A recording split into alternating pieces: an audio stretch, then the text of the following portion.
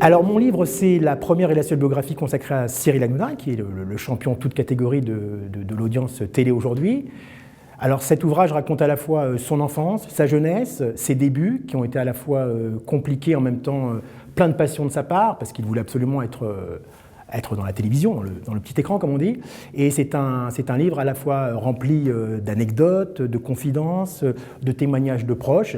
Et ça démontre aussi que le parcours de ce Zébulon du PAF est en fait un parcours beaucoup plus compliqué qu'on croit, parce que c'est un être à la fois plein de doutes, de fragilité, alors qu'il dégage une image de quelqu'un toujours de bonne humeur, toujours sûr de lui, dominateur un peu même parfois. Et donc je pense qu'avec ce livre, on va découvrir beaucoup de choses sur celui qui actuellement est quand même le numéro 1 de la télévision d'aujourd'hui. Alors ce qui m'a poussé à écrire ce livre, c'est que cette apparition de Cyril Hanouna dans le tube cathodique en 4 ans a été quand même phénoménale. Parce qu'il y a à peu près 4-5 ans, peu de gens le connaissaient vraiment, à part dans le milieu. C'était quelqu'un qui travaillait dans la télé, mais qui n'avait pas absolument du tout ce statut qu'il a aujourd'hui. Donc ce phénomène m'a vraiment intéressé à la fois en termes professionnels, au niveau de sa façon de travailler, de ses méthodes, mais aussi au niveau comme je disais tout à l'heure, de son parcours, de sa story. Bon, mon livre, c'est vraiment en fait la Hanouna story que peu de gens connaissent en fait.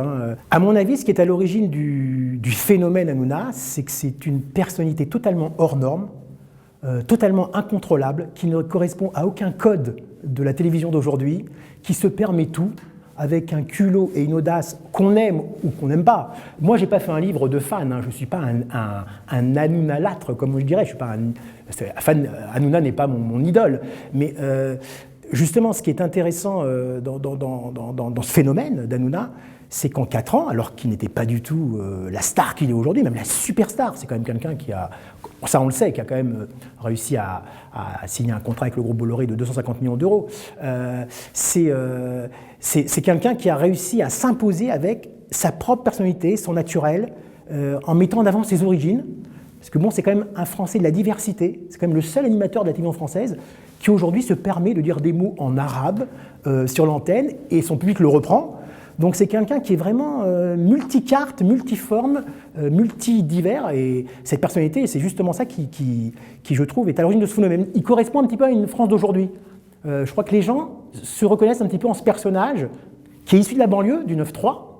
Bon, c'est pas un milieu pauvre, mais c'est un milieu quand même du 9-3, de la Seine-Saint-Denis, et qui est arrivé au sommet par lui-même, sans aucun piston, sans aucune relation, par sa seule force de persuasion, son enthousiasme, son culot, sa passion des médias.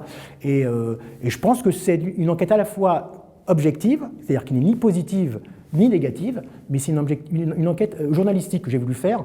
Et je pense que à la fois les fans, comme tous ceux qui s'intéressent aux médias ou à la télévision, pourront s'intéresser à mon livre.